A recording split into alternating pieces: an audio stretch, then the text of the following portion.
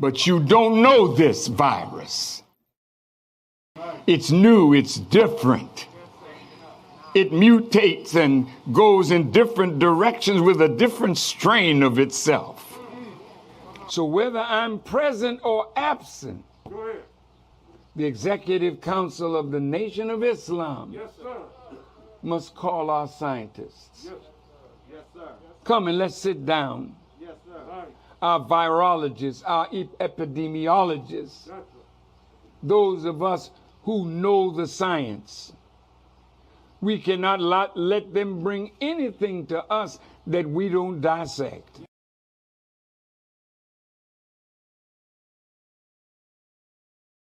And we still ain't letting them bring anything to us that we are not willing to dissect.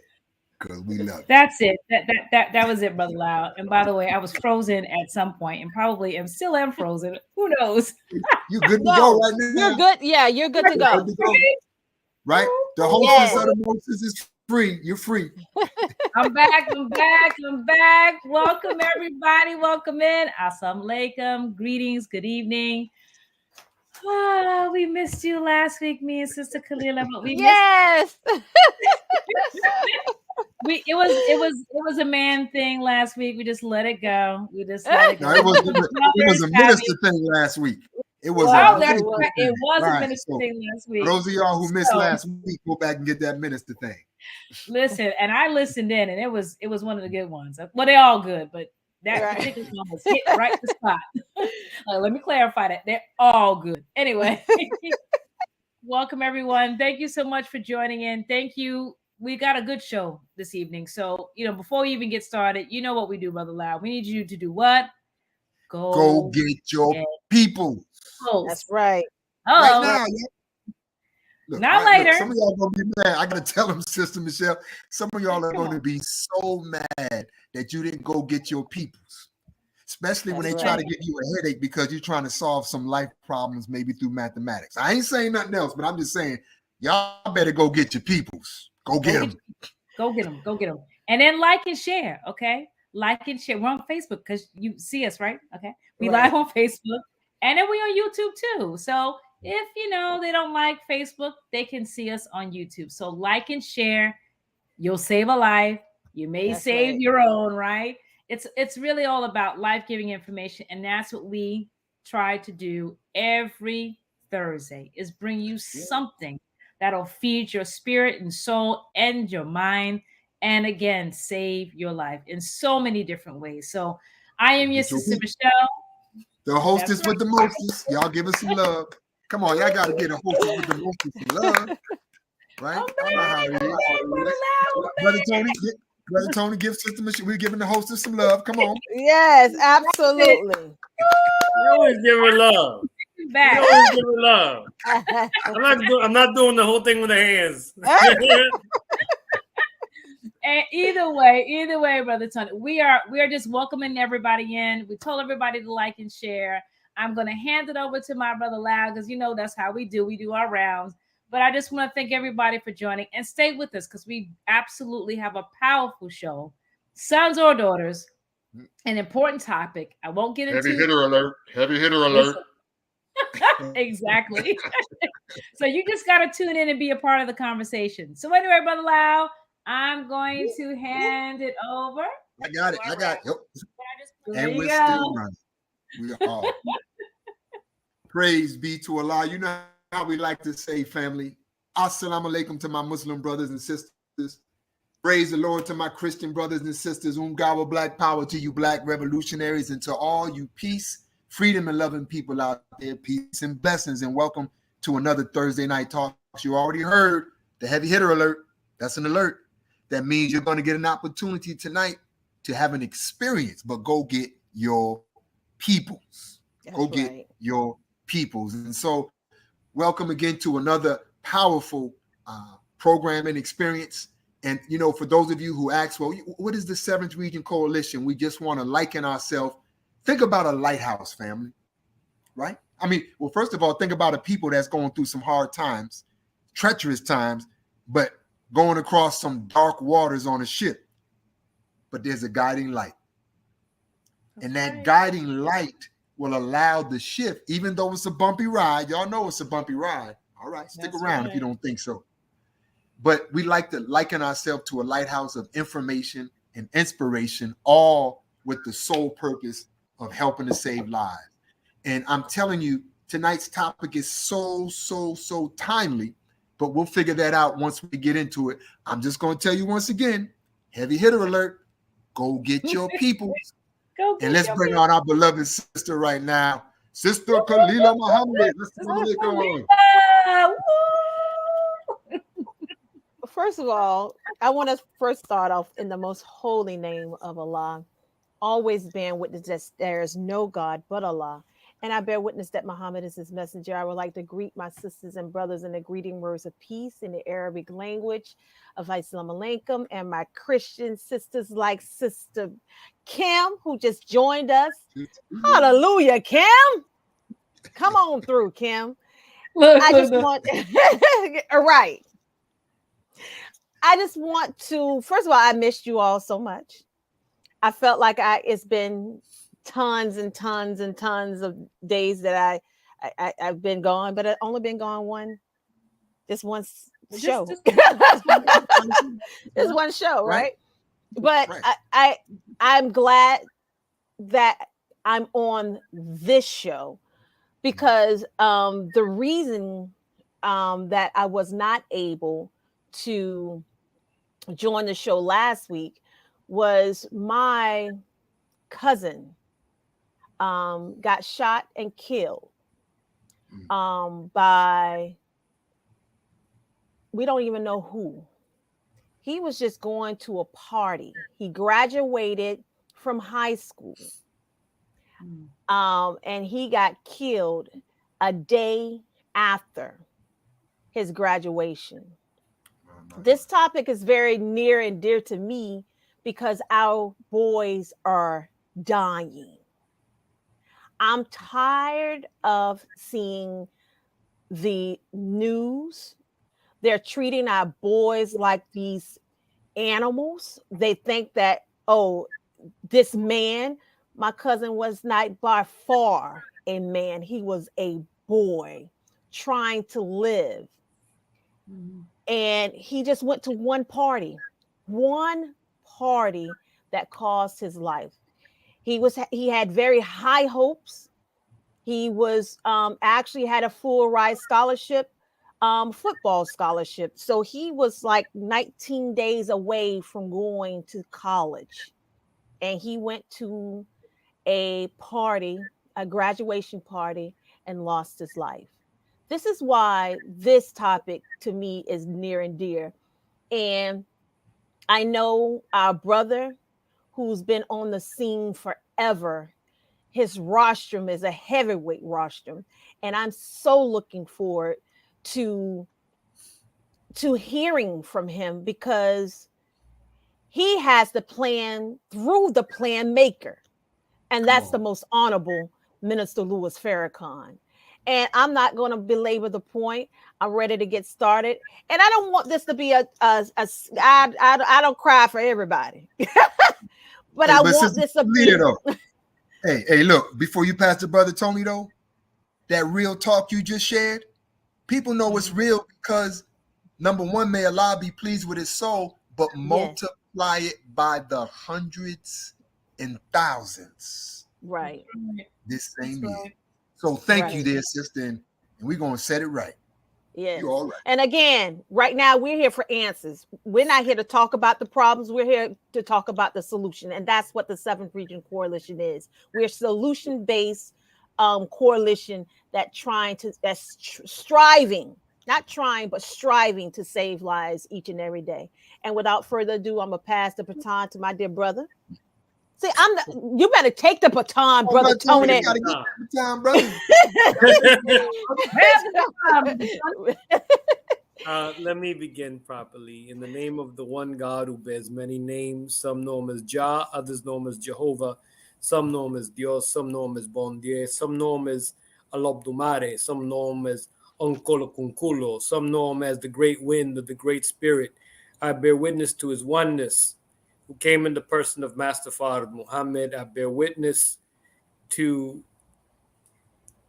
the wonderful example that he raised from among us, the Most Honorable Elijah Muhammad. I thank them both for the excellent and awesome example in our midst today. The Honorable Minister Louis Farrakhan. Once again, Assalamu alaikum, which means, of course, peace be unto you. And of course, in whatever language you speak, family, buenos dias, sac passe, peace and blessings. If you want to say grand rising, free the land, whatever greeting you greet your people with, I greet you with that greeting right now. But this is a very critical topic, dear family. Brother Lyle, I remember in the 80s and the 90s, an excellent brother, a wonderful brother by the name of Juanza Kanjufu came out with a series of books called Countering the Conspiracy to Destroy Black Boys. Well, we are still fighting that conspiracy today.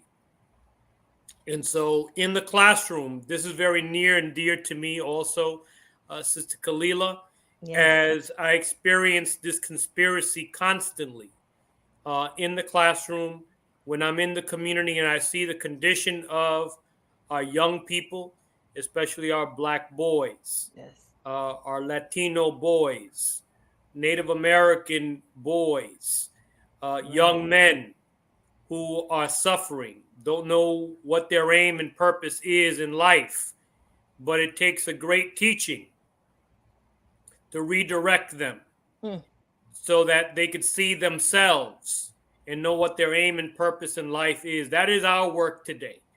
And as a member of the 7th Region Coalition to Help Save Lives, as a member of the Nation of Islam, I'm very thankful to Allah to participate in this mission to help redirect our young people and redirect our people into a teaching that is meant to save lives.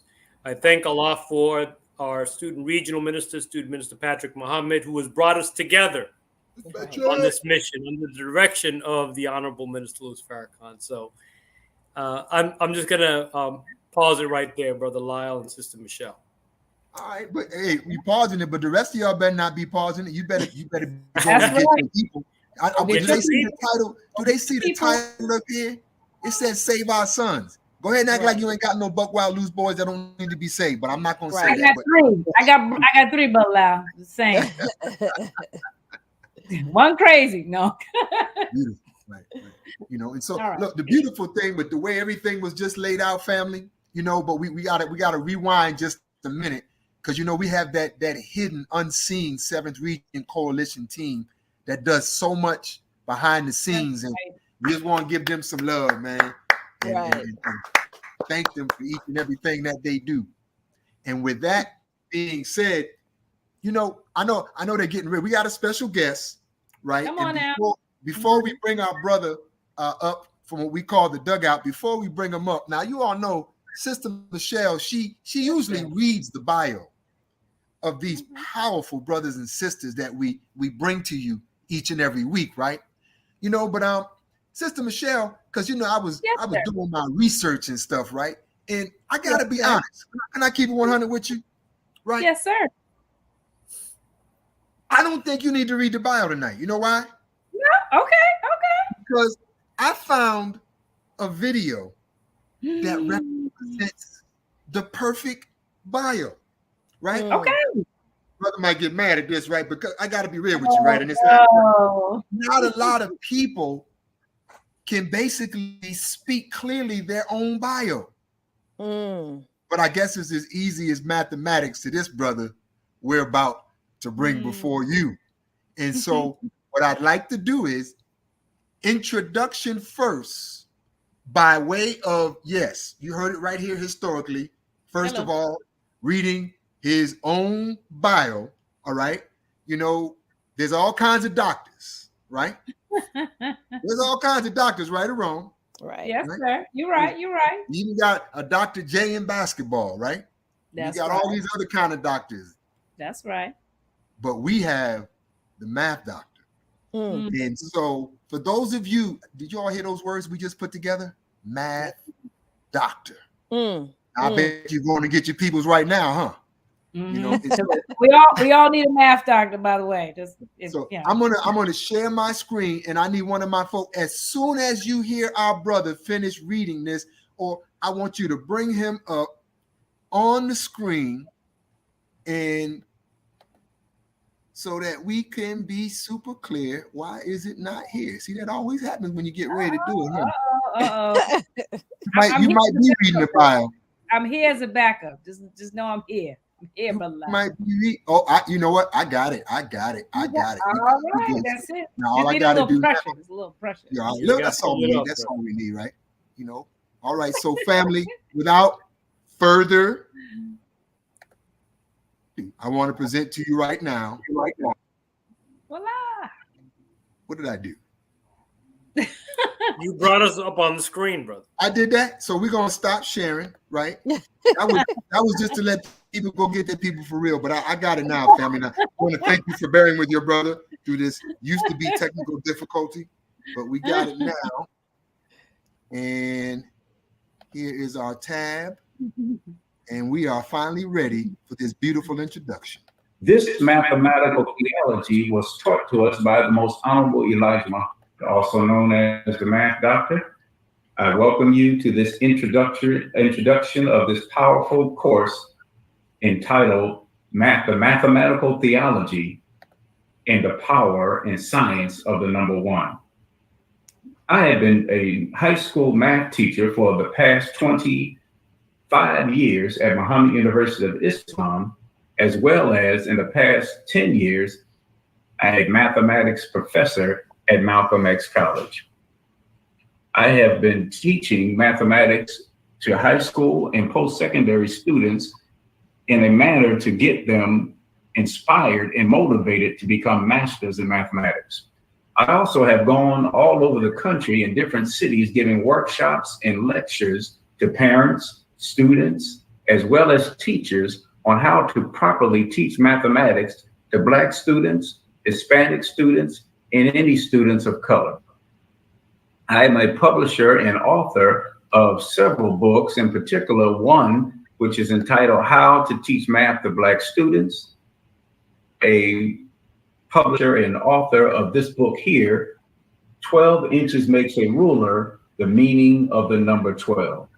A lot of the foundation and basis of this course will be extracted out of this book that I've written on 12 Inches Makes a Ruler, where we go into the mathematical theology and some of the objectives that we have in this introductory course. So it is with great excitement and pleasure that I appeal to you to take this course, enroll in this powerful, mind-stimulating course that's going to help us understand the mathematical theology and the power and science of the number one. And with that being said, brothers and sisters, we want to present to you at this time our beloved brother, the doctor in the house, math doctor himself, beloved brother Shaheed Muhammad. Give him a 7th region. Praise be to Allah. In the name of Allah, the beneficent, the most merciful, I bear witness there's no God but Allah, and I bear witness Muhammad is his messenger. I greet you all with the greeting words of peace of Assalamu alaikum. Wa alaikum salam, sir. Man, I was just sitting in the back, just enjoying. You all could have just kept going. You didn't even have to bring me in. I was enjoying your spirit, enjoying your animation. You all have a beautiful program, and I just love it because you're not stiff. You're not just, robotic. Everybody is just, creative and beautiful in your spirit. So I just want to thank Brother Tony, thanks Sister Kalila, Sister Michelle, and my brother Lyle Muhammad. And now, Brother Lyle, did you have that shirt a long time ago, or this shirt was this perfectly made for this presentation? Well, brother, when you got the right closet, when you got the right walk of life, this shirt, brother, actually comes back from 2009. Wow. 2009, and Wow. I had to make sure I pulled it out, my dear brother, Oh, when man. I heard about this beautiful topic that we're having tonight, dear family. Because Perfect. this is what it's all about. That's Very it. appropriate. Very appropriate. Absolutely. Well, I owe the title on the flyer to my brother Lawrence that makes my flyers. He came up with that. Usually I do Let Us Make Man when we have these. This is the 5th annual one that we're planning in Chicago. Wait, time out. We got to give a praise break. Don't mind me, because some of us ain't done a second nothing. The 5th. Ain't that That means, Right. come on, y'all got to give some love. The 5th Yes. annual Save Our Sons Conference in Chi-Town. Man, I'm telling you, that's an accomplishment, my dear brother. But let's take a step back first, man, because I want to make sure people heard what you shared in that introduction. Because let's just be real, family. How often y'all out there hear about genius and black folk in mathematics in the same breath? You know, and so I would imagine, Doctor, that there's some other young boys and girls out there who might have had some similar life experiences that you had that kind of led you on that path. Can you just kind of tell us a little bit about yourself and how you actually not just got interested into the study of mathematics, but mastering it? Well, I definitely have to stop you there because I am nowhere near a master. That's what all masters say. right? That's right, brother. Right. Like, I'm not a master, but I hear I'm giving you actual facts. Yes, sir. Let me first start by saying the title Math Doctor definitely does not mean I think I'm supreme in mathematics. It's a service title. So you got the rug doctor, you got the car doctor, you got the computer doctor, and they all perform a service. So just as a doctor and a physician heal others, I put it on myself as a mission to heal our people, one, and the whole planet in general in terms of math literacy. So and competency. So that's where the Math Doctor title came from. But I originally wanted to be an astronaut. Really? Okay. Yeah, I wanted to be. I love sci-fi. I love space. But somebody told me that I would have to go into the Air Force, and I wasn't having any of that. So that diverted me into going into aeronautical engineering, where I said, well, if I can't go up in space, I can help put the rockets up. Right. But then I got my physics class. My first day, and the Asian professor was speaking, and I was totally lost. So I punked out and dropped the class. So, and then that led me back into, I don't know where the desire came from. I had a high school algebra teacher that I kind of liked, not necessarily the way he was teaching, but I just kind of liked the role of being a teacher and explaining and helping people to learn. So that put me back after those two careers were smashed. I went back to being a math teacher. But the desire to, one, help my people in math, the desire to really understand math and appreciate it did not come until I got into the teachings of the Honorable Elijah Muhammad deeply in the mathematical theology of the Honorable Elijah Muhammad's teachings, and that the teachings are based in astronomy and in mathematics. And because of our beloved mother, Tanetta Muhammad, may Allah be pleased with her, she would go into mathematics so deeply when she taught the teachers at Muhammad University that she just inspired me to even more want to master mathematics and want to see our people master it. So I have to give credit to the Honorable Elijah Muhammad and the Honorable Minister Louis Farrakhan, Master Fard Muhammad, for these teachings, because the teachings is what gave me the catalyst to want to help our people in math and appreciate what mathematics, the power of it is in the first place. So that pretty much is a little synopsis. But I was on my way in 1989 to Ohio. I got accepted at a high school in Ohio. They were going to put me up in an apartment. I was just about to be a nice uppity Negro. That was my goal right at that point. But I put my application in at Muhammad University of Islam with the thought, I know no way in the world are they going to hire me. they probably got teachers like Mother Tanetta in Chicago. Because I'm from Philadelphia originally. So right.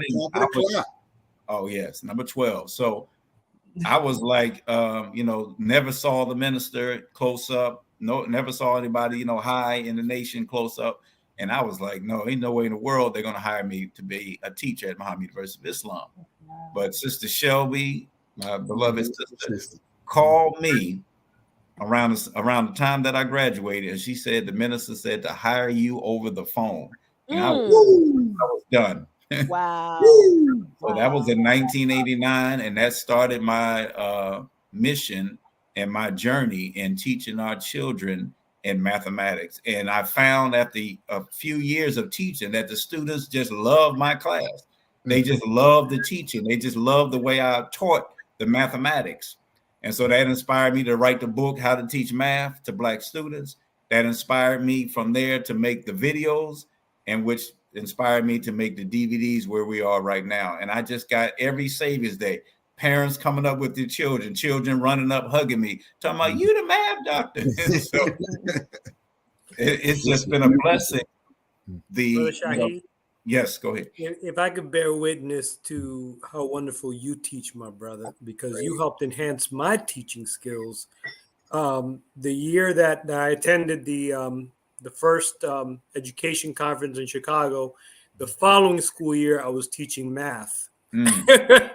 Right. And so one very valuable lesson that you taught was no matter what the subject is, right, the student has to be able to see himself and herself in what is being taught. Yeah. Brother Tony, what did you say? I don't have my headset, but my speaker just went down. Can you repeat? The student must what? But for those that tune in every week, they'll know that Brother Lyle does that every week.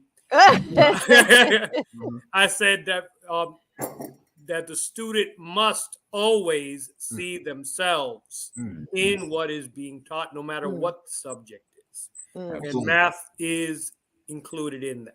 And so I'm very thankful to you, Brother Shahi. I'm very thankful to Allah for you in helping hone and sharpen my own teaching skills. I didn't know I was going to be teaching math that school year, but just paying attention to how you teach, my brother, that really helped me. I have a question, Brother Shahid, and I think this is important. I used to work for an SES program in the Bronx, and it was targeting a lot of Sister Michelle. Is that a singer, entertainer, songwriter, SES, or what? It's a supplemental educational program for children. All right. Because some people like me, you know what I'm saying? I gotta speak up for the brothers. It's a supplemental program for children, but what it was geared towards our children, our African American children and Latino children. Either way, what I learned, and the question I'm gonna gear this towards you is that the type of teachers that they were bringing in were very unique because they used a different method with us on how to teach English and math. It was more kinetic. I think it's what they call it, kinetic, if I can remember what it was. But they showed a significant difference. Their reviews went into the Harvard Review because of the way they taught. I want you to talk just a little about we learn different. And the way things are set up in the public school system is not really meant, or it's not really helping us to be able to advance. It's a hindrance in a sense. But can you talk the difference between how you teach the children? Like I said, they use different types of things that the children can touch and feel, to connect with, to be able to learn, opposed to, what they're doing in the school system, because I'm sure both worlds, but there was a significant difference on how we were taught that they got the results that they wanted to get for for grants and funding and things like that.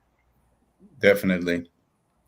Well, really, like I say in my book, even though the book title is How to Teach Math to Black Students, really the methods and strategies that I lay out are for any student, because all students they want to be seen in the curriculum.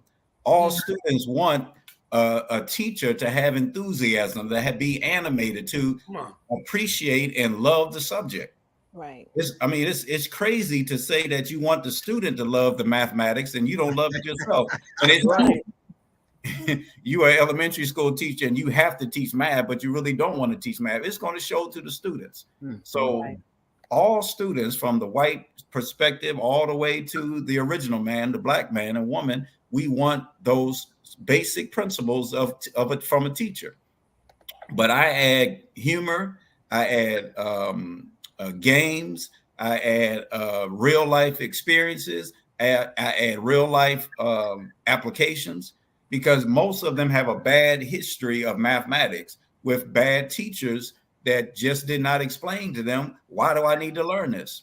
Right. So the Honorable Elijah Muhammad teaches us the greatest question I ask out of what, when, where, how, and why is why. So the teacher has to show, with a subject like mathematics, you have to show them why they need to learn it.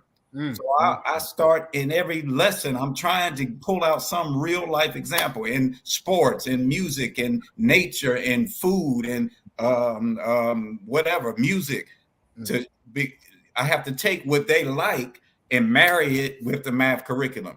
And then they're more inspired and motivated to want to learn it. But if you tell them you need to learn math so you can count your money, I mean, that's old, antiquated. You can't get in 2022. These students are too sophisticated. They too computerized. They got everything at their hand and at their disposal. You can't come with that old school curriculum and old school way of teaching. Yep. So as the technology increases and amplifies and edifies, the teaching methods have to do the same. So we have to be real with the students, and we have to try to tap into what they like, what they know, and their experiences, and then marry that with the mathematics. So what I tried to do is, in the early grades, if I was teaching like the early grades, I use a lot of manipulatives, as you said, because children at that age, they're kinesthetic. They want to touch, feel, put things together, build. So you have to bring that into the mathematics curriculum when they're in preschool, when they're in kindergarten, first, second, third grade. Those are those primary foundational grades where the math teacher has to be a master, because you're laying the foundation. But the problem is, most of the preschool, most of the elementary students, teachers of mathematics are weak in mathematics. Right. Because the teaching colleges that produce teachers don't put them in rigorous math courses. Brother Shaheed, I want you to continue, but that's a moment for the parents out there to bear witness. That's why your boys and girls, they come running home to you and they get on your nerves because you don't know how to help them, because the teacher didn't know how to help them in the first place. So parents, you're getting a whole curriculum on how to teach your children. Go ahead, my brother. Absolutely. And that's why Junebug will come home and say, "Mom, I don't understand this multiplication." And then the mom said, "Well, I wasn't good at math when I was a child, so don't worry about it, baby." So we make excuses, make excuses for the child not doing well in math. Instead of educating ourselves with all that's available on YouTube, you can get any lesson you want on YouTube. So instead of educating ourselves as parents, we aid them in the handicap by saying, "I wasn't good in math either. Your father wasn't good in math. Your grandma wasn't good in math. Black people ain't good in math." No, Black people created math. Come on. Another thing, Doc, I apologize, Doc. It happened again. My you said something about Black people in math. What'd you say, Doc? That's why the teachers of the Honorable Elijah Muhammad are so critical. That's why Muhammad University of Islam is so critical, because you have to give them the knowledge of self in every subject. Brother Tony can tell you. Brother Tony does an excellent job in his class. You got to bring in the knowledge yourself. These textbooks, I'm sitting at my desk right now, full of white supremacy. Right. When I do workshops, I bring up this image that they have. When you type in 100 greatest mathematicians, come on, 99 of them are all white. That's right. And 99 of them are men. And we invented it, but we didn't invent it. We created it. It's a difference. It's a difference between inventing and creating. All right. the evidence of old math history comes from Africa. Every evidence of the origin of mathematics comes from Africa. And That's just the fact that we built those pyramids, we had to have a supreme form of mathematics that they call it one of the 7 wonders of the world. They wondering how the hell the black people did it. That's Brother right. Shahid, Still can't figure it out. Brother Shahid, Tony, Sister if I can, Kalila was trying to get in. I just trying to Yeah. referee a little bit. I don't Yeah, want you know I'm trying Sister Go ahead, Kalila Sister tripping Kalila. your hands, so gotta let her get in, brother. Praise Come be on. to Allah. Thank We you, bow Brother to the Laugh. king. Thank you, Brother Laugh. The topic is so pertinent, and it save our boys, Our sons. boys, sons, Young men, nephews, all of the Young above. men. cousins down the street, because our boys are dying at a rapid pace. Mhm. And the beautiful thing that you specified is allowing the teachings to mirror them in it, right? And right now, because the school system is failing our children at a rapid pace, because it's old teaching. It's dated. It's something that our mother had, and it's the same thing. You just changed the book copy. I mean the cover of the book. Right. What is the importance of mathematics and saving our boys? How can we tie that into what's going on in society today? One thing about mathematics, if it's taught properly, it teaches the child, it teaches the adult to be a critical thinker. It teaches you to deal with actual facts. Right. One of the major concepts in mathematics is a function. A function is nothing but cause and effect. And a function says if you input this, you output that. See, Right. our young men don't understand a functional relationship of Satan's world. He has set up a satanic world that's set up for the destruction of the black man. And when you input what he wants you to input into his formula of death, then the result is death. Physical, mental, spiritual, economical, on all levels. So when you learn mathematics properly, not just the adding, subtracting, the algebra, the geometry, solving a problem, but really solving a problem. Really understanding actual facts is needed in order to do it. Statistics are numbers that talk. So if you know the statistics about yourself, then you'll know your future. That's why the minister says, he who prescribes the diameter of your knowledge dictates the circumference of your activity. So if you don't know what's going on, you can't expect to do a thing. Right. So all that, Sister Kalila, is the mathematics of life. That's why we're taught Islam is mathematics and mathematics Islam.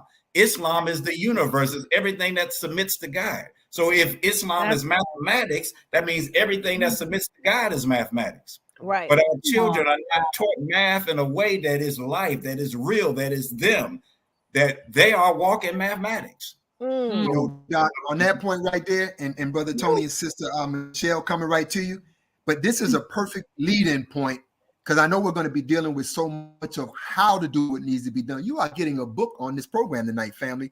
But what I want to do is, first, I'm going to place into the chat a link for brothers and sisters to have access to the Honorable Minister Louis Farrakhan's new educational paradigm. Yes. New educational paradigm. Now, as we place that in the chat, you heard the testimony of our brother. You heard Sister Kalila's question, why are so many of us asleep?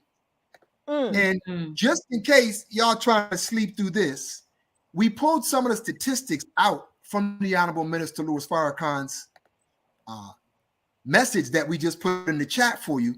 And we just want to share it with you. And there's a wake-up message behind it. So look at these statistics that bear witness to what our beloved Dr. Shahid said and what Sister Kalila just alluded to. And then as we do that, you know, first you might just see some familiar faces and some fathers saving their sons. But as we do that, family, make sure you read the statistics. Y'all recognize some of them beautiful people on there, you know. Check this out, family. Wake up, wake up. You've got the power. You've got my people in the East, yo, you gotta wake up. Midwest, 30 South, yo, you gotta stand up. All my homies in the West, yo, you gotta wake up. Wake up, wake up, wake up, wake up. Wake up, wake up, wake up, wake up.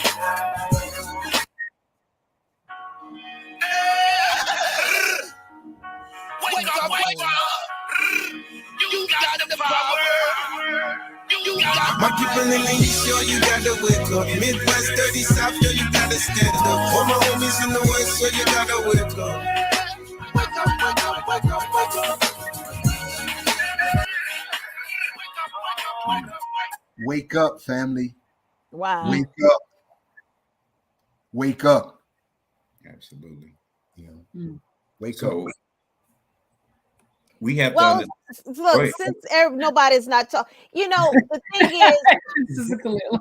no, because those statistics are really, to be honest with you, they're statistics, but they're even dated because right now, Right. what's going on? It's off the chain. It's off the chain. It's getting worse, and it's not getting any better. It's not. We're not governing our communities anymore. We're not building you know, villages anymore. I mean, even if you know, you yell at a child now, it's like now the parents want to jump on you because you're yelling. But if your child did something wrong, it wasn't that. I'm just trying to save him from what's to come. But we became so personal. Instead of building community, we became so personal in our growth, but we're losing our children at the end of the day. And I'm so tired of the shaking head method. You know, every time something go across the stream, we like, I'm tired of that. I'm so sick of it because shaking your head does not solve problems. Come on, solve the Getting together. You know, I was just talking to a congressperson, just walked up to me and was like, I want you to vote for me. I said, you know what? What can you do for our community? Well, we got programs. Right. No, what can you do for our community? That's a very direct question. And if you don't know I don't need a puppet. I don't need something to be drawn in the sand and you have to actually rehearse it every time you walk in front of people. What can you do for our community? Our community is broken and it needs to be fixed. What can you do? He couldn't even give me an answer. So right now we have to take our power back because we have lost it along the way and we need it back. And this brother Shaheed has came up with the program to save our not only save our boys, but make them smarter than ever before. Yeah. So for those of you who are listening to my mouth, my words, you need to start liking and sharing this information. Don't let it be too late to where the next time you get a call, it's somebody in your own house that's getting shot and killed. Right. On that note right there, Sister Cleta, because it's going to come to somebody's doorstep. Brother Shaheed, why don't you take us through how you established the first Save Our Sons conference? Because it might give somebody else out there a blueprint on something they can be doing in their city as well. Sure. Absolutely. Well, first of all, Sister Khalid, I meant to say earlier that I send my wife and I condolences to you and your family. Thank you, for sir. that tragic loss of your nephew. But it went back to when the sisters, if you all remember, Sister Captain Naima, they put on what was called Save Our Girls. Yes. Yes, sir. On my birthday. Yes. They invited the Honorable or Minister 19. Farrakhan. Yes. So I was sitting there looking, I was like, when is somebody going to do something for the boys? Come on. Because we are totally slaughtered and totally destroyed. Not that our women are not destroyed, but you all are like a step above where the men are. Right. And we just have been told, because the target is on us. That's why I like that symbol of public enemy. We have that target on us. Right. That's right. So they want to push up the women and destroy the men, because that separates the family, that separates the nation, because a nation can rise no higher than this woman. But if the woman is disconnected from the man, because being allowed to be employed, and if you look, Satan is just so wise. So now he's putting all these black women in these positions, but most of them either are lesbian or most of them have a white husband. Oh, I was making sure you said that second part, because y'all come on, act like y'all don't see the integration of America. Come on, y'all see what's going on. But you don't see anything about the black man. We're like totally destroyed. Right. So once I saw the sisters do that program, I said, you know what? We need to do something for the young men. Now, before that, I did have a conference I put on called Save the Black Child.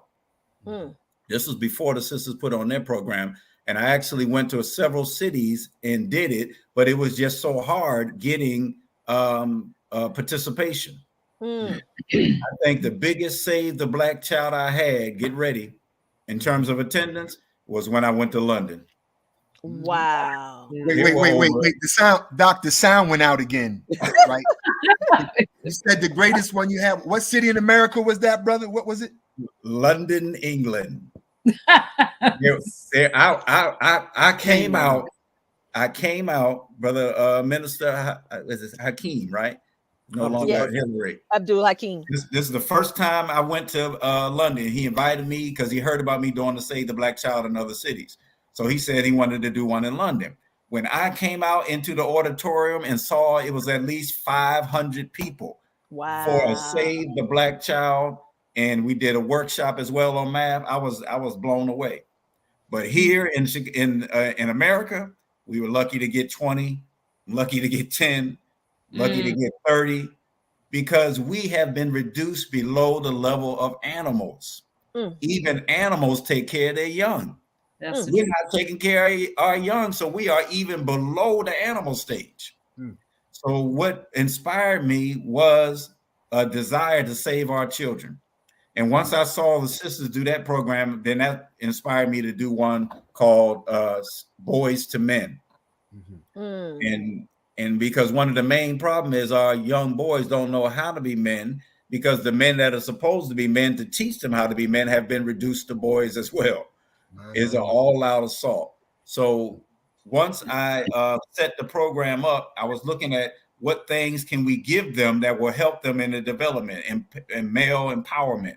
So we wanted to make sure that they knew a little knowledge of themselves. We wanted to make sure they knew the conspiracy to destroy black boys. So I do a portion in the program called Manhood Boot Camp. And I just come hardcore. I got images, because images say a lot more than words. So I use my PowerPoint. I show them a picture with a bunch of young boys with their pants sagging. And I'm like, what do you think that is? What do you think about that? Where you're a grown boy, a grown man, and don't even know how to pull your pants up, don't even know how to dress. All that is part of the conspiracy to destroy us. So I show them certain images where we look like buffoons. They push up comedians. They push up sports figures. But I asked them, how many of y'all know any black mathematicians that are that are black men? How many of y'all know any black scientists? Why aren't they put up there like that? Then we go into respecting and protecting your mother, respecting and protecting black women and any women. Then we go into do for self. We talk about that. We give them workshops on how to do for self. So I invite some of the brothers that may be a barber, some of the brothers that may be in landscaping, some of the brothers that are in farming, agriculture. So they get a choice of what they want to be, and they can see that you don't have to wait till you go to college to start making money on a legal way and a righteous way, that you can start now doing for self. And then we have a self-defense martial arts seminar, because I teach them you got to be able to protect your sisters, protect your mothers, because people are stone crazy out here today. It's a jungle out here, as you all know. So then we have conscious edutainment, because they like hip hop, but I try to bring in the edutainment. I've been trying to get Brother Tony to come down, because he does conscious rap. So that's just a portion of what we do. We also do conflict resolution. We ask the men that come if they would volunteer to be mentors of the young boys, because a lot of them have no fathers in the picture at all. So we ask them to adopt the young boy and, just take them out, even if it's just once a month, twice a month, whatever you can do. Call them, talk to them, be there to counsel them. Because I don't want the conference just to be, we talk, they leave, and it's over. We want them to get something sound on the ground that they can use immediately in their life and begin to make a transformation for the better. So that's what inspired me. We were blessed the second year because I asked the minister to speak. I asked the minister to speak at the Boys to Men conference. This was shortly after the sisters did theirs, but he wasn't available. So I was kind of jealous. So then the next year, I presented it to him again, and I got the call back from his administrative assistant. He will do it, and I was just blown away. So the second annual one, we were able to have the man of God speak on that program. And Chicago is just the main places that I've had it, but we've done one in St. Louis, we've done one in Indianapolis, we've done one in Philadelphia, my hometown, and a couple other cities we tried to bring the Boys to Men conference to. So I tell you what we get ready to do, Brother Shahi. We don't gamble up here, but we about to bump up the stakes real quick. Come on. Bump up the stakes, right? Because we know the God that we serve is so mighty once it gets put in this atmosphere. So it sounds like, from what I hear you saying and what you've already done and what I've known that others have done across this country, that it's time for a national conference. Absolutely. It's time for us to bring all our great minds that want to concentrate on saving our sons, all our great programs and all these things. And so, brother, I'm putting it into the atmosphere, but I do not give that to you without offering my feet, my hands, and my mind, brother, because that's what time it is. And what city are you in, my brother? I am in Miami. Miami. Everybody's in Miami, of course, right? In Miami, we've also have a beautiful track record in some other cities where we've gone in to do beautiful things to help save our sons, brother. So, time. And the work that you're doing now, and talk more for those who can come out to give them the date. I just have a flyer up. If somebody can put it up better than I did, please do so. But brother, talk about those who are in that area, in that region. People travel 100 miles for a party. I wonder how many miles they'll travel to participate in this conference.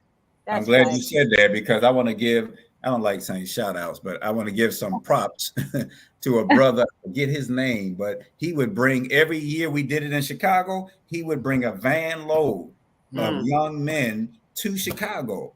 And I found out, I said, you drove from Washington, D.C.? He said, oh, yeah.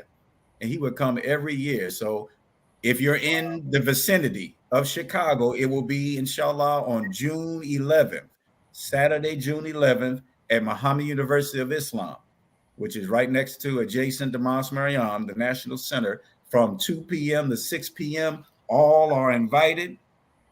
We're trying to gear towards 11 to 19-year-old young Black boys, Hispanic boys, American Indian, whatever you want to call, original young men.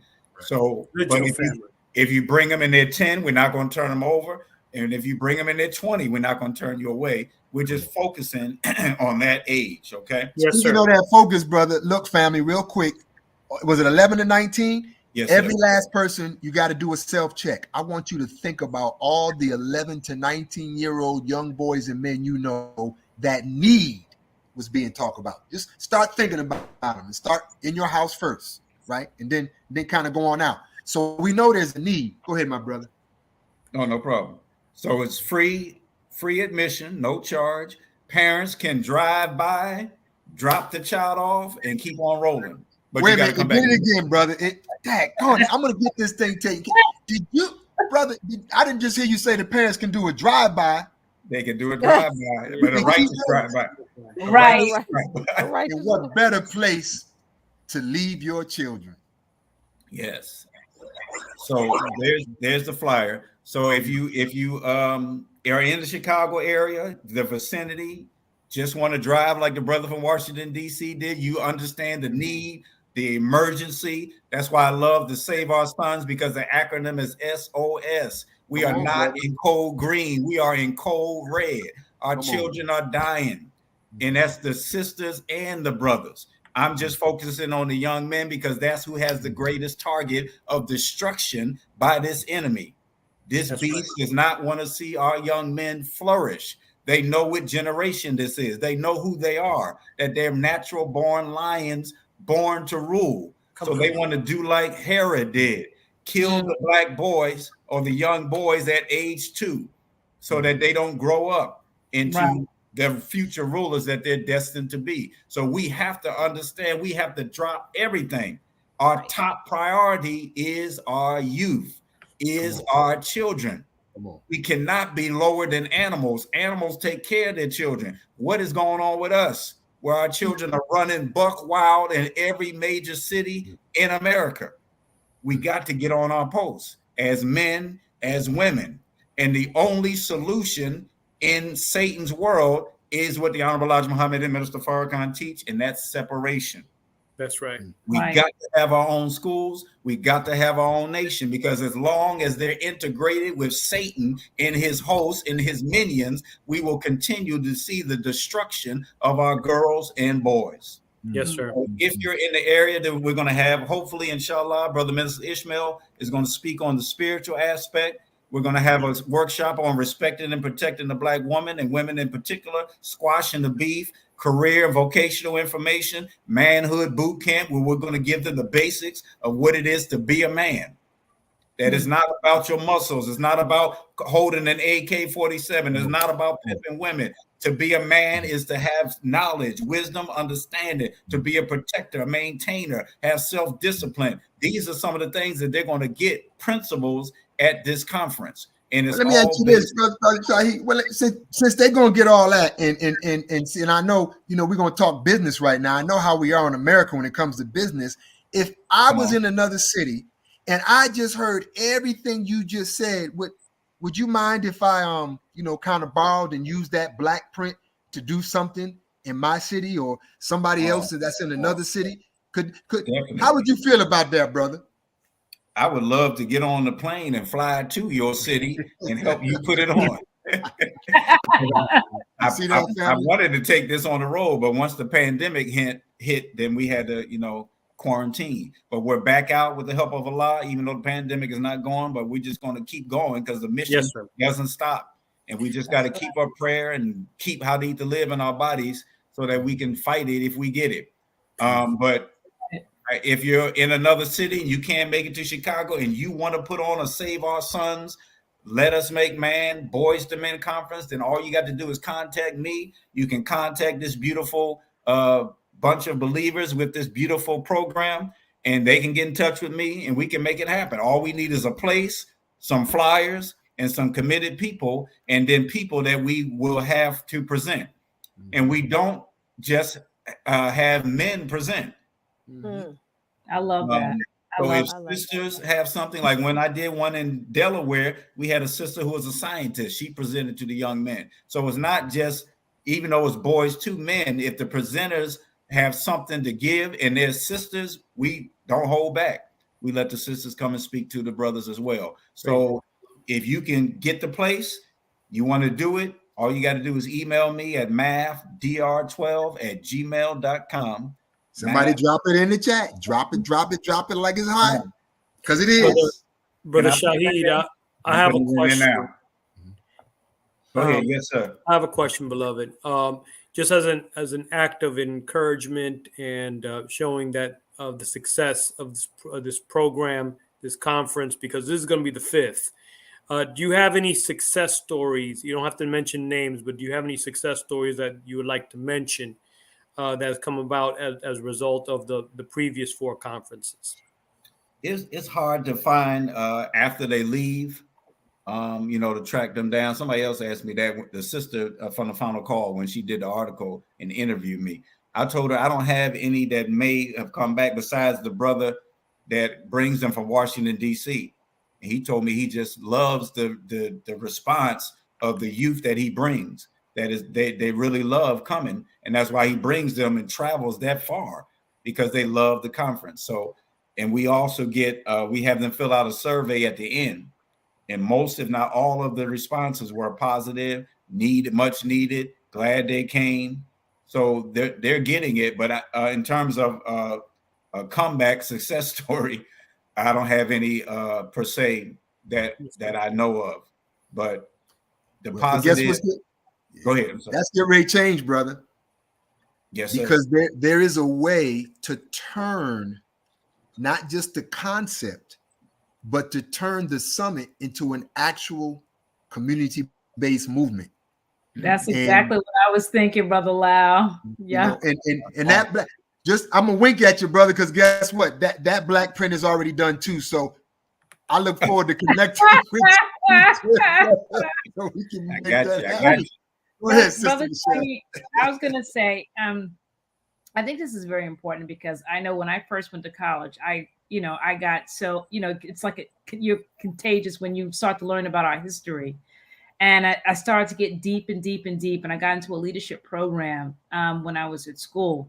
But I'm bringing it up because what just Brother Lau had mentioned, because I think somehow, as I see young boys and me having boys and boys that were mischievous and getting in trouble and, that type of thing, that can really gear them off the wrong way, which is kind of how we end up in these certain circumstances where they're out in the streets and they're shooting and robbing and getting into things that they shouldn't get into, right? But I think that the program that Brother Lau was mentioning, or something like that, or transforming it and stuff like that, is important. But there was a book, and I don't know if you've ever read it. It's called Set Up for Failure. It's you've heard of it, right? Maybe you haven't. It sounds powerful. It's set up for two Harvard brothers. Yeah.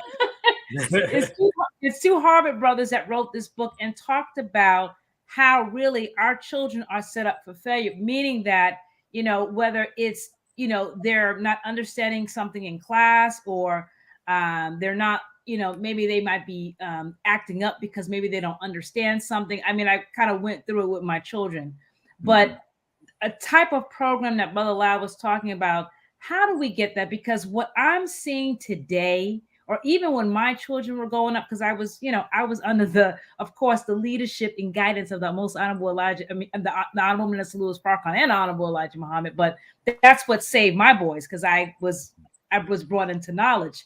Crazy. But when I look back, and even today, the problem that I'm seeing is that you got the single mothers that are not home. Same scenario. Dad's not there. Mom's not at home. Children are fending for themselves. We know that they need to be saved. We know what the problem is. We've got some types of different programs and different things, but how do we create something that's cemented and really start to do something to change? Because,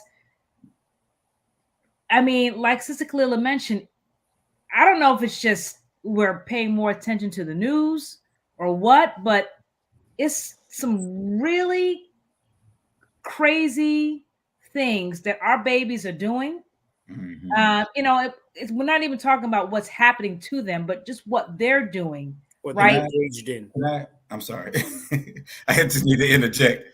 Yeah. If you all don't mind, I need to take a commercial break. All right. Okay. So, yes, sir. So I'll be right back, inshallah. But Brother Tony, if you could kind of entertain. Well, you want me to move away from host mode to now answering questions? I'll be right back. Give me 1 second. Yes, do you wear multiple hats? That's hilarious. Well, I got to be honest. I can't sit here and hear something like that and not respond, because what we're asking for, it actually exists. Right. It exists. And the first thing I want to do is, family, that brother we're listening to right now, first of all, to my brothers and sisters in the Nation of Islam, please listen carefully to these words. There are not enough Dr. Shaheed Muhammads. Right. No. You didn't hear what I'm saying. I'm not saying you be him. I'm saying you be you, but be out there. Right. Pause right there. Right there. See, Brother, go ahead, brother Tony. No, go ahead, brother Lau. You finish your statement. Right. And so, because I'm listening to my brother, and I'm very, very humble, but I'm just reflecting because we started the Save Our Sons program that started as a summit here in Miami. But just because of the belief, like Brother Shaheed, or a brother that's here in Miami, or a brother that's in your city or somewhere else, I remember getting a small $10,000 grant to keep it continuing. And then I remember getting a $75,000 donation to actually institutionalize it as a movement in all of South Florida. So can you imagine the Dr. Shaheeds coming together with the other brothers and sisters that are listening right now that are already on the ground doing the work? You are already on the ground in your communities doing this great work. But what's going to happen now when we come together? And I must say this, Sister Michelle, it's even gone so far that there even been laws that have been changed that give us access to some of our young boys and men that we would never have access to. And so I applaud Brother Shaheed. And I'll just pause right there and get some feedback. And I do have a Shaheed video clip if we want to show it now or later. But go ahead, Brother Tony. I just wanted to say we could go to the clip. And, I just want to make this comment very quickly, Brother Lyle. But we do have local Shaheeds in all of our cities. We have local Brother Tonys. I'm not going to aggrandize myself, but we need to have. You already did, Brother Tony. No, I didn't. I'm just applying what I've been taught. We'll do it, Brother Tony. We got Brother Tony's here going on. And we need more Brother Lyles and more Sister Michelle's and Sister Kalila's. And so this is what I'm going to say is just like we need more people in positions of responsibility with our youth to come together and establish more programs, local programs, so that our young people can see themselves and now be able to walk in their divine path. But it's going to take an active work. The hard conversations, Brother Lyle, is like, what are you doing? What you doing with yourself? Right. And speaking of that, Brother Shaheed, right. I don't know if you remember this, dear brother. But I just feel obligated to kind of let people catch a little something about what you said, dear brother. Like Muhammad said, that the people who do not know mathematics will always be subject to a people that do. So if in my mind I want to keep you down, I'm going to make sure that you are not mathematically proficient, that this is something that you perceive as difficult and run away from, so that I can keep you down and keep you subjugated. So, what is the real deal? Are we just naturally born mathematically illiterate? It's just something that's not cut out for Black people, for Hispanic people, for Native Americans. Well, let's go to the real deal. Now, you don't get the real deal in the schools. Because in many of the books that I learned and studied from in terms of mathematical history, you rarely see anybody Black in the book. It's like we don't even exist. We didn't give any contribution at all to mathematics. Now, they have something in Chicago in the city colleges called a math emporium. This is a place where you can send your class and learn math and do math labs and so forth.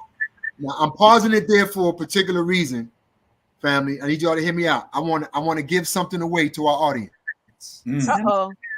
All right. You know, I want to give something away. Right. I'm saying, because you know, we're gonna get some of our brothers' books. But now, if you were paying attention to that clip, who can tell us what that emporium in Chicago? Because brother mentioned it on the show tonight. He mentioned it on the show tonight. Who can tell us what that emporium is all about what you remember our brothers saying? And now watch this, right? Brother Shaheed, how many books do you have, brother? When you say, oh, that means a lot. Right. No, it's not that many. Maybe 1, 2, 3. Yeah, just do me a favor. Name the titles out loud for me, just so I can follow along. How to Teach Math to Black Students. That's where started everything. 12 inches makes a ruler, the meaning of the number 12. That gets into the mathematical theology of the Honorable Elijah Muhammad's teachings. I have one called The Adventures of the Math Doctor. That's a children's book. And then I have a workbook for the K through first, and I have a super workbook for 4th through high school. And so, I think that's it. Well, I want to give away a set. Right? Y'all listen, audience, right? You got to work for it now. Because our brother spoke clearly about it. So what I want to do, right, real quick, and I'll replay it later, but I want to come back to you, Doc, and any closing remarks you all want to make.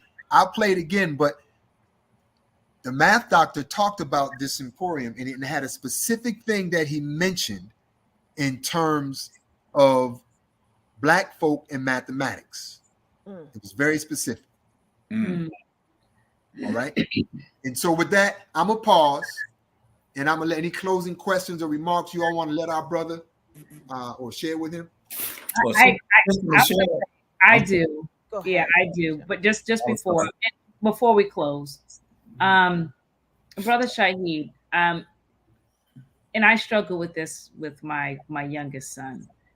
Do you have, or does your program work for children that may suffer from in ADHD or autism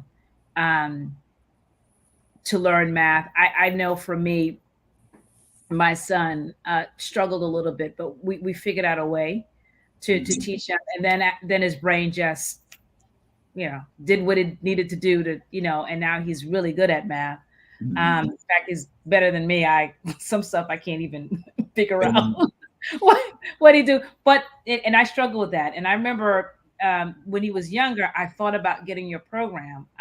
Seriously thought about getting your program because we were just trying to figure out how to teach him, but I wasn't sure if the program would work for him. But anybody that's out there that may have a child that may have special needs or things like that, does this program work for them?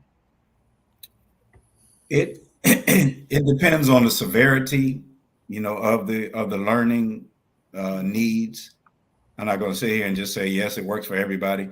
But I just know that the animation, the spirit, the connection to the real world that they get when I'm teaching, they're breaking it down and making it simple so anybody can learn it.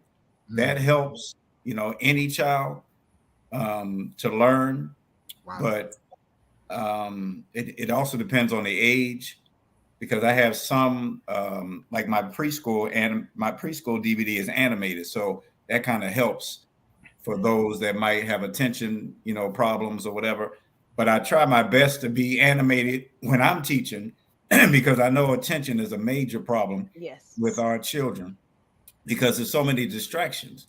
And Satan has offered so many tempting distractions that to try now to come and teach them math is like, please, nobody want to hear that.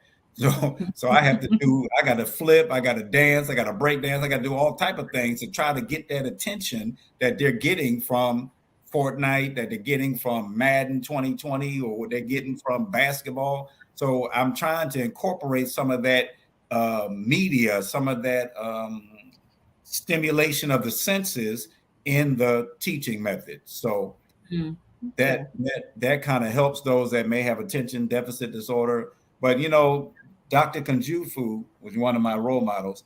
He said that it may not be that Black students are hyperactive or attention deficit disorder. It may be that the stimuli that they're given is so slow, so uninteresting that they go do something else. So, because there's a study that Yale did, and I do this when I do presentations for teachers. And Yale let they call them African American, they let Black children watch Sesame Street and Mr. Rogers. Then they let European watch Sesame Street and Mr. Rogers. And of course, they found that the Black students reacted better, and learned more from the Sesame Street format than they did from the Mr. Rogers format. You mean they didn't learn from the Mr. Rogers format as well? Hello, neighbor. They probably learned, but they probably weren't motivated. Very little and far in between. Absolutely. Because you don't know what's Sesame Street. So what I try to do is put Sesame Street in my classroom. you know, to the best of my ability. Of course, it's easier to do with lower grades than when I'm teaching high school and college. But college students, because of the way I teach with comedy, with excitement, animation, they put me there at Malcolm X College. There was only, I'm not there full time anymore. I'm going back part time. But when I was there, they had what they call rate your professor. And a 5 was like a perfect score. I think it was me and maybe one other teacher that were the only teachers that got a 5. And when I would get my student evaluations, greatest teacher ever. I wish I had you in elementary school. You made my year. I hated math until I got your class.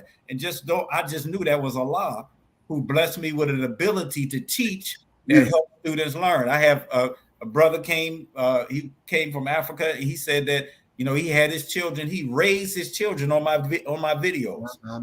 And they in college now. He said they're doing well in math and so forth. So those are the rewards that I get, because I don't get monetary awards. I tell my students, I said, there's these rappers that are making all this money, and then there's me. I'm slinging DVDs, but ain't nobody. I'm not slinging DVDs to the point where I'm riding a Range Rover. You know what I mean? It's not like that. Make sure you at least put a link to them DVDs that can run across the bottom of this screen. Yes. So we can get some of these brothers and sisters out here to get some of those DVDs. And we now have direct download, Brother Lau, where you can just buy it and it comes right to your laptop, right to your tablet. Okay. That's what I'm talking about. But Sister Michelle, you mentioned something before. I had to make a run, and it was about doing something where it continues. What has to happen is, it's .org. What has to happen is parents have to be awakened, because the teachers can do as much as we can do. Brother Tony will tell you this as well. We can do as much as we can do in a little time slot that we have. And I have less time than Brother Tony, because at MUI, the brothers go from 8 to 12, and then they're gone. The sisters go from 12 to 4. That's the way the Honorable Elijah Muhammad wanted to have it, because he wanted to keep the sexes separate, and he wanted us to be fast teachers, train them up quick and fast. They don't need to take 12 years to get this stuff. All right. But anyway, I got off on that. I was getting to something. So we only have them for a short amount of time. The parents have to be awakened. There has to be a parent revolution, and they have to become to see that we are in cold red. And if we don't get off our butts and get our children out of Satan's schools, then we're going to continue to have our children become Satan right before our eyes. That's right. My God. So the village is destroyed. They say there's a village raised a child, but the village is poisoned. The village has been decimated by Satan. The best thing that a parent can do is start that child young and teach that child all the subjects when they're young, and prepare a learning environment. Make your home a university. Because the black boys, one of their main problems is they have an idle mind. An idle mind is Satan's playground and Satan's workshop, as you all know. So Satan's coming through the way Master Father Muhammad told the Honorable Elijah Muhammad he would come through the terror vision. He's coming through the video games. He's coming through in so many different areas that before it was just the TV, but now he's in the phone. He's on the computer games. He's everywhere. So if we as parents are not bodyguards for our children's minds, then we will never stop this destruction of our youth. Man, Doc, that was like you were Dr. J, because you slam dunked that one. and I want you to know, while you were gone, dear brother. Yes, sir. We gave a shout out and a spiritual admonishment to all the beautiful brothers and sisters that are in mosque all across this country, in the world, who have what we have, but not outside those four walls. You go and take what you have to the community, and that's the wake-up call I want to give to those that are inside the four walls. And thank you for that, because that brought me to giving a salute to the big Shaheed. When I used to meet him at Savior's Day, I called him the big Shaheed, and that's our beloved Captain Shaheed. And it's just an honor to wear the same name as that beloved brother. because he was a street soldier, just like you said. All through Compton, they knew him. And I'm trying my best to help the minister by being out in the street, not talking in the mosque, but going out to save our people in the street. Not just our youth, but our people in general. We got to, because our lessons tell us what is the duty of a civilized man or woman, to teach the uncivilized people who are savage. That's right. Civilization, righteousness, the knowledge of God, the knowledge of themselves, the science of everything in life, love, peace, and happiness. Come on. Brother Shaheed, what happens if we don't do that? Oh my goodness. If a civilized person does not perform his duty, which is teaching civilization to others, come on, say it. Punished with a severe punishment. Off with their head. And I don't know about you, but I'm trying to avoid that punishment. I don't want my head cut off. Right. Slow down, Sister Lee, to give us a chance. Brother Shaheed, we do have a question. We have a question from the audience. Oh, yes. Brother Shaheed, how Sister Ashley X, what happened to the question? Sister Ashley X asked a question. How do we get a curriculum for parents who teach at home? That's a good question. Well, Muhammad University in Chicago is working on a online program where you'll be able as a parent to just log on and have your children log on. But so ready. In the meantime, because I know you want something right now and you're tired of Chicago taking 20 years to make something happen. So we have a beloved sister out of Lexington, Kentucky, my beloved sister, Queen Sherry Muhammad, that put together Asiatic Minds. I also teach for them. So in the morning, 7 in the morning, from 7 to 8, so 7 to 9, I'm teaching Asiatic Mind students. Then I roll right into MUI Chicago. Somebody find that link. Find that link. Somebody find it. AsiaticMinds.com. You keep teaching, brother. We'll find it. You keep teaching. Let us find it, brother. She has a program, a curriculum based in the teachings on the Honorable Elijah Muhammad, and she's starting this new year with a curriculum based in agriculture, because the minister said that Lord have mercy, Brother Tony, help me, or Brother Lau, or the Queens. It's the land. The land is the key to the nation, something like that. But it's talking about the importance of farming. So the above, family. You want to eat? How about that? Well, let me break it down for them. See, how many of y'all want to eat? All right, she's making a curriculum. It's based in the teachings, and also is going to be based in agriculture as well. So yes, sister, that you have curriculum there, and that should be able to help you. Okay. And you said Asiatic Minds? AsiaticMinds.com. I didn't press the button. My bad. You're doing wonderful work. There's another question, Brother Shaheed. What do you have for 4th and 5th grade math? Oh, we have stuff. We have stuff for the baby still in the womb. The animated preschool. You got a little bit for everybody. Yeah, we have a little bit for everybody. So if you go to the website, all the DVDs have a description, sister, and you'll be able to see what's for the 4th and 5th grade. Did we run that website, family, down the bottom? Yeah, it's right under my email. If I'm seeing what you all see. I see it. The man, Dr. While we're getting the website up, Brother Shaheed, I have a question. As I teach history, but I don't leave math out in the teaching of history. Yes. And I trip out other history teachers. The math teachers that are right next to my classroom, they're always tripping out as to the way that I teach history. I always reserve lessons on Pythagoras, who's really named, that was really, I believe, was an initiate name. That was not his original name. Did you say Pythagoras? I missed that. Pythagoras, which is not his real name. Okay.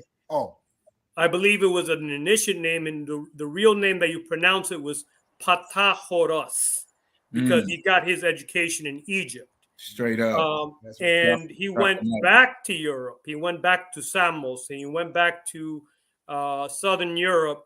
And he started up a school, and an integral part of what he taught was mathematics. I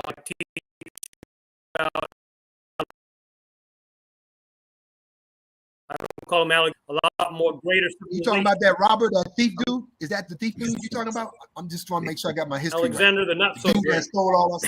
Oh, okay. Alexander of Macedon. Well, he went to school. He conquered a whole nation. He wasn't allowed into the schools of mysteries because he was told that he had no soul. And didn't he ransack the libraries or something like that? Like just take out stuff? Well, the one that ransacked the library was Aristotle, and then claimed he basically plagiarized a lot of the information that was in those libraries. And he rushed through. He was like, I don't want to get caught, so he rushed through a lot of that information, and just a lot of his writings are incomplete because he rushed. But Brother Shahid, why is it so important to teach about the history of mathematics? I'm gonna mention one more thing. We have some of the most ancient mathematical tools there in Africa, including the Ashango bone that was found at the base of the Nile.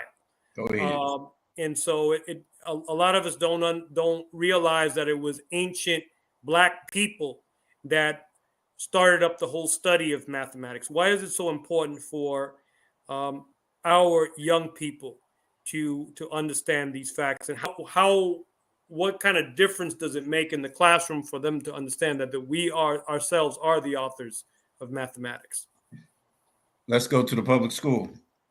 Take a survey of our young Black boys and ask them, what do you want to be? I guarantee you're going to hear basketball, football, rapper, right? You're going to hear gangster, right? You're going to hear anything in the entertainment field. You probably are not going to hear, I want to be a mathematician. Because why do they know they can be a rapper? Because every time they turn on the TV, that's all they see is Black people rapping.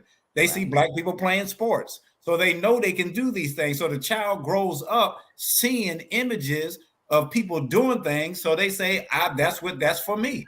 But they don't see Black people doing math at all. So they say that's something for white folks, because when they open up these textbooks, that's all they see are white mathematicians. Remember, I said 100 greatest mathematicians, and 99 of them were white men. He just gave you a clue to getting that book packet too, family, by the way. Doctors gave y'all a clue. So if you don't have the history component of the subject, then you are void of the meat and the essence of the subject, because you can't connect it to anything. But they have to see Black mathematicians that gives them the fuel to know that they can do it. So I thank Allah for our beloved brother, Dr. Abdul Aleem Shabazz. Yes, sir. Who was a great mathematician in the Nation of Islam. I still have his cell phone number in my phone. He passed away a few years ago. Yes, sir. Wow. Philadelphia, right? He was there, I think sometime. Yeah, Lincoln University. He taught at Atlanta, Clark, and he also was at Grambling for a while. But that brother right there, when he comes on the scene, and when he was on the scene, I was the math janitor. not taking nothing against janitors. We love our janitors. Right. Maybe I won't say that because somebody might. No, my mom was a master custodian, baby, and she took her job very seriously. Let me say, I was a math bum. There you go. Oh no! And he's on the scene. That brother was no joke. And most of the Black mathematicians, Brother Tony, that got their PhD, they got it under him. On that note, Brother Shahid, there is another question here. Do you have, and Brother Tony, don't forget, this plane is kind of like hovering right now, too. Absolutely. Yeah, and I got one question as well. Let me know what the time is. I don't know. So we have a question. Do you have something for college students? Oh, of course. All the DVDs that teach math are for college students as well. So we have algebra, we have algebra 2, we have geometry, we have word problems, we have pre-calc, we have trig. All that's open for the adults as well. All of them are for adults, except for maybe the animated preschool. But we even have a basic math that will give an adult that foundation that they might have missed. Add, subtract, multiply, divide, word problems. Beautiful. So yes, I don't gear it towards the children when I'm teaching, except for the lower levels. So yeah, the college students can grab something as well. Praise be to Allah. And you said adults too, right? Yeah. Adults, children, babies. Yes, sir. Anybody that need to get their math on can get it. Yes. I have a question. Going back to your event, Brother Shaheed, Save our sons. you specified a certain age, which is 11 through 19. Can you go into detail why that age is so important for our young Black boys? It gets into the critical transition ages, like fifth, sixth, seventh, eighth grade. That's when they start going through those hormone changes. That's when they start going into all the transitions of their mind, psychology, and all that. And it's also the critical ages for getting them ready to be a man. I mean, of course, we need to get the 2-year-olds, the 3-year-olds, but it would just be too big of a span of ages. And then, you have a 19-year-old sitting next to a 5-year-old, and we're trying to communicate. Right. So I looked at something that would be in a short interval that would be most impactful for the children that have already been molded in the world. See, there's greater hope for the ones that are babies because the parents can get them if they're illuminated in their mind and then help them to come up and get into manhood. But those 11 to 19 ages are critical. That's our population. Those are the ones that are bleeding, Doc. That's right. And those are the ones that's out doing the robbing, the gang banging, and the drive-by shooting in Chicago, the sticking up, taking people's cars. So I wanted to do something that could get those ages that are doing all the drama and trauma. So that's one reason we chose 11 to 19. Okay. We have another question. That makes sense. Asiatic minds. Right now, sister, they're starting at 3rd grade. But I think she did have some 2nd graders that were doing the 3rd grade curriculum. So I don't think she has anything for the preschool as of yet. But I would go to the website and then you can contact her and see, because she might have new plans for next year. And is there tutoring after, like when, they come from the slaughterhouse and they need to be reprogrammed? Is there a tutoring system available? For math, for me? For math, for you, definitely.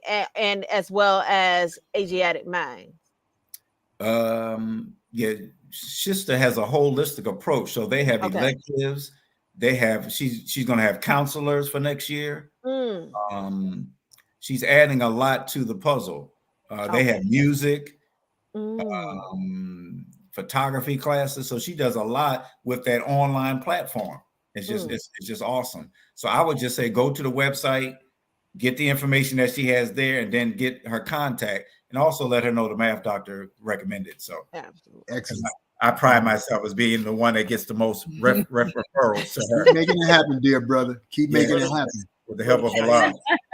Our sister, who's the founder of Asiatic Minds, was featured on the Farrakhan Generation about 2 weeks ago.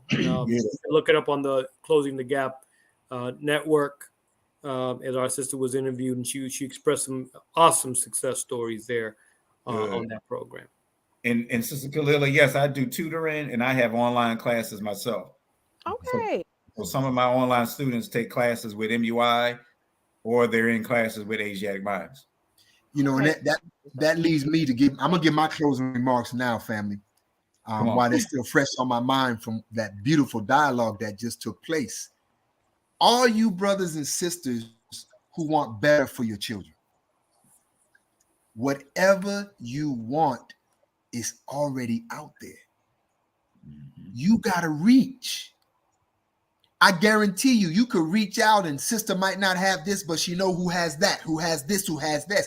Our activity, first of all, it's the whole fear, faith, and truth piece, and I'll leave it alone with this. Truthfully, many of us know we want better for our children educationally, but we still have that fear in us that was put in us when we were a little boy, and we're afraid to break away. There it is. You hit from it. The white man's miseducation system. We're afraid, and we want better. You hit the bullseye.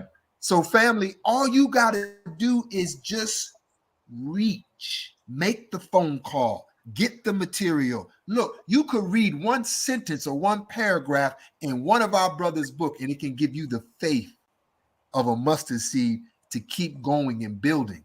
And so have no fear, you know, and that's coming from a parent that's had children that have never seen a white man's institution, you know, never, ever, and on their way to being the best in all of academic world and society, family. So we can do this, family, but just make sure you have enough courage to reach. Wow. What if you all don't mind? I saw one of the questions scroll, and the sister asked, "Yeah, there it is. Is this only no?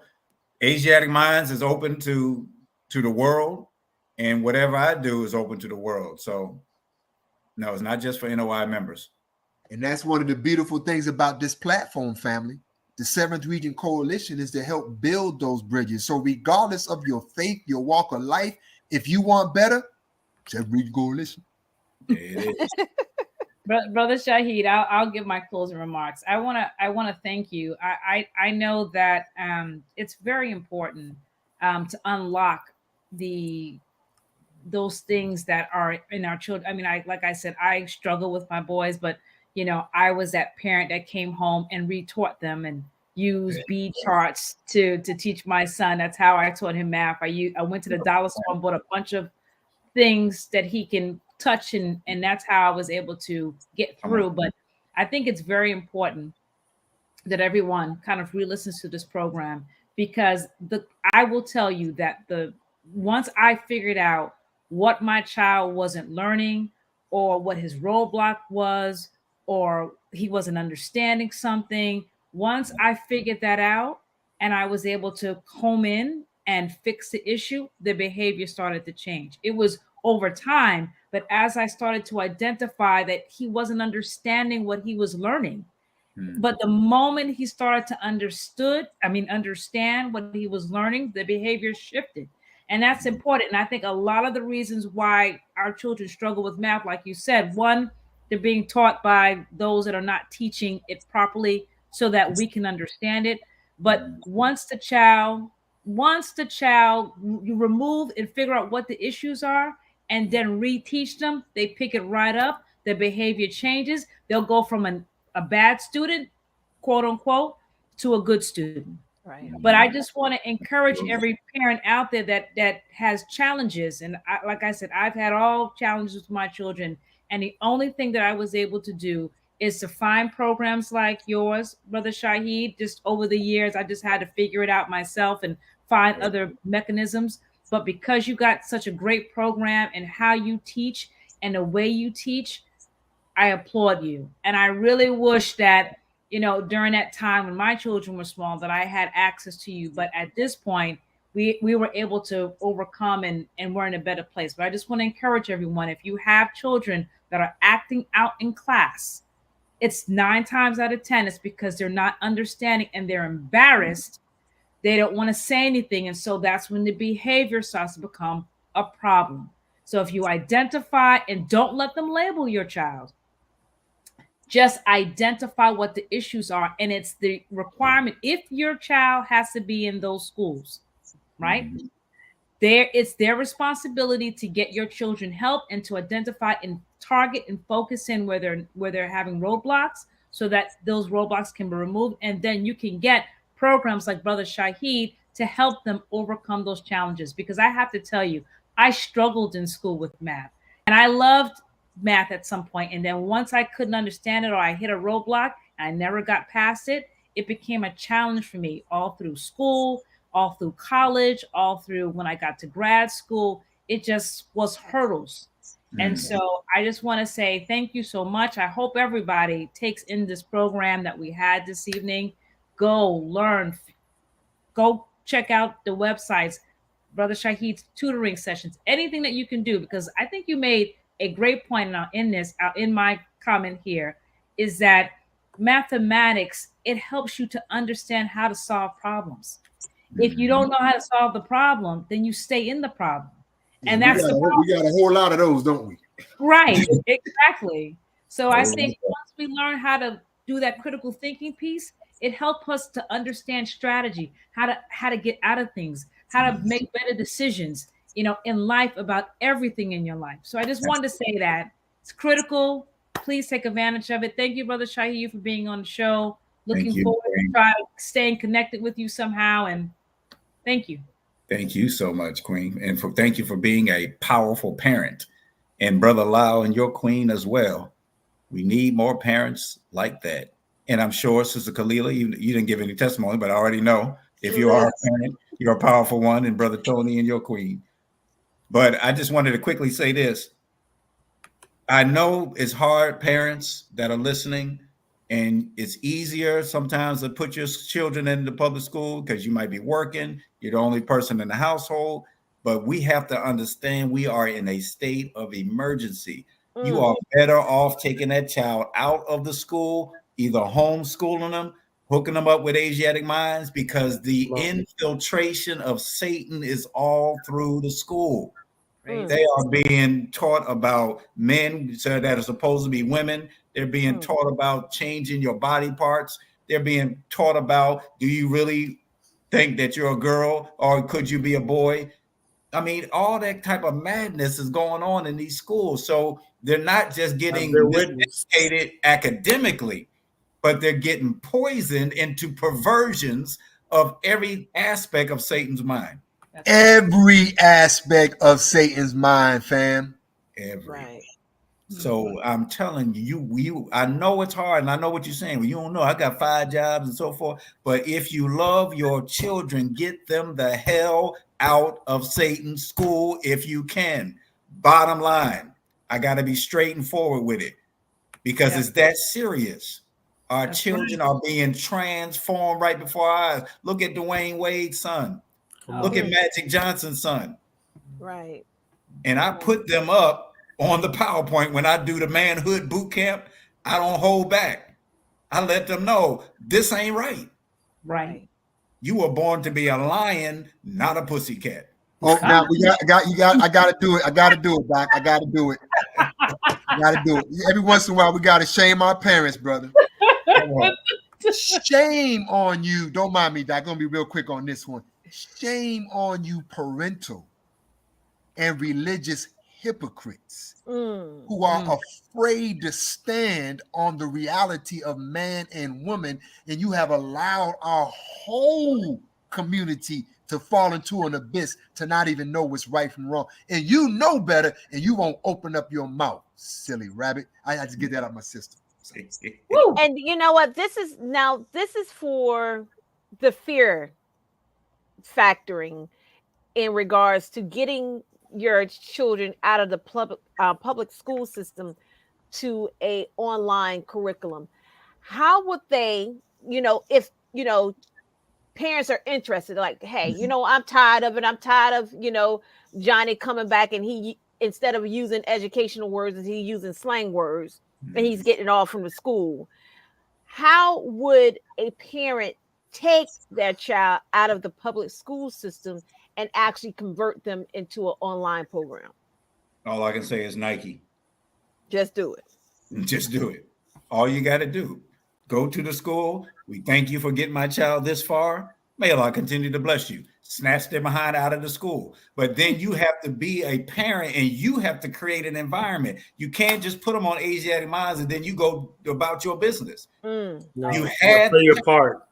We've had the children. We've got to take up the responsibility. So you have to be there with that child. I have one beautiful young boy. He's one of my top math students. His mother is with him every day, sitting right next to him. I know you're saying that's not me. I can't do that. I got to go to work. But it has to come to the point where you value your child. You value your child over your own life because that's how serious it is. So just snatch them out of the public school, set up a learning center in your home, in your apartment, and go ahead and let Asiatic Mind do it. If you want to do it and be the homeschool person, or if there's a sister that is able to do maybe 3 children in her home, 5 children in her home, that's where a lot of the homeschools start. Man, get out of our life, Doc. Get up out of our life, bro. Sister Ashley, I know you listening. Sister Ashley, 10-4 breaker 919er. Ashley, I already know. You already know what time it is, Sister Ashley. And she I'm got talking. a beautiful child there. Yeah, that's my godson. That's my godson. Oh. And he's smarter than a whip. Smarter than a whip. You heard it? Yes, ma'am. So Sister Kalila, we're going to hear and obey. Okay. Yes, sir. I want to end off Y'all gotta my land the plane. commentary tonight with a quote from Frederick Douglass. It is easier to build strong children than to repair broken men. And our children in the system are becoming broken, and we have to do everything that we can to get them out of that madness. And I teach in public school. Only for historical sake and point, and because of the conference that Brother Shahid is having, that quote, he actually said boys. He didn't say children. You know, he was specifically talking about our boys and how they will become broken men if we don't do these things that we're supposed to do. Wow. There are a lot of broken men. Yes. Oh yeah. Walking zombies all over the planet. Send me that quote. Yes, sir. Absolutely. What say you last to our people tonight, my dear brother?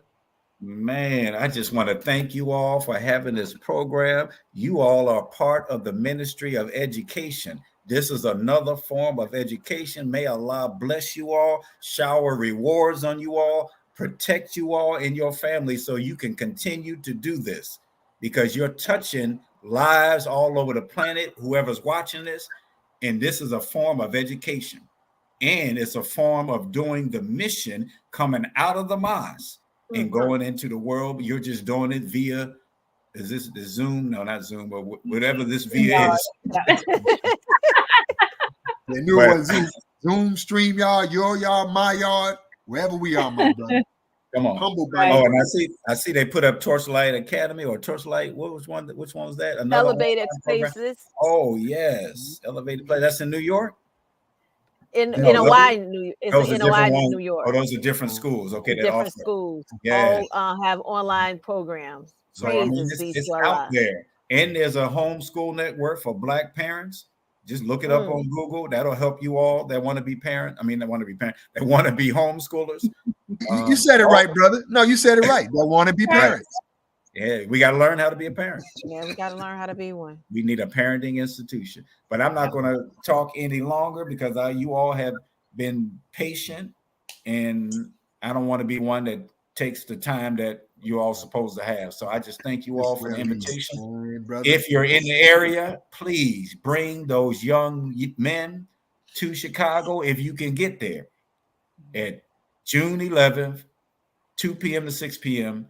I'm telling you, they'll get something to help them in their development, help them be better boys, help them be better young men in your house, particularly if you're a mother and you don't have the father there. Bring them and we'll do our best to give them something to get them on the road of respecting you, wanting to protect you, and honoring the mother, because that's what we're taught by the Honorable Elijah Muhammad and Mr. Farrakhan. Thank you all. May Allah bless each and every one of you. Love y'all much. Bless you, my brother. Love you more. Look forward to bringing you here to Miami, sir. Oh yeah, looking forward to it. We got to make it happen. Save us. We got the shirt. Yes, sir. Gotta get my shirt. All right, family. Assalamu alaikum. Y'all take care. Sir. I mean, we made all of our closing remarks, didn't we? I mean, we good. Good. What's the tree of the week, Brother La?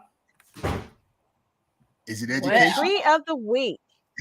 Is it saying look at that. Reading is functional. So read. Fundamental. How about that? Reading is both. It's functional and fundamental.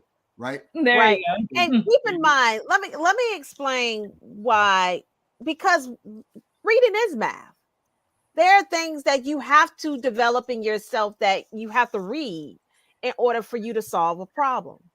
A lot of us are not even picking up books. We'll pick up our phone before we'll pick up a book. That's right. That's true. Now they have made it, convenient in regards to audio books and so forth, and that is great.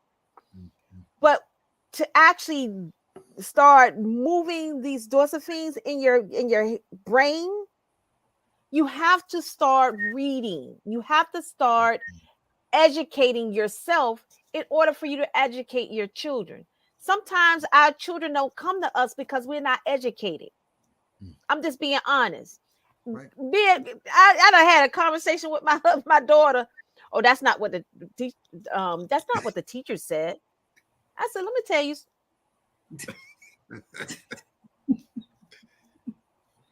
I care about what the teacher said, but what I said takes rulership over the teacher. Wow. And Sister Kalila, what you said here with this tree of the week, see, you did it again.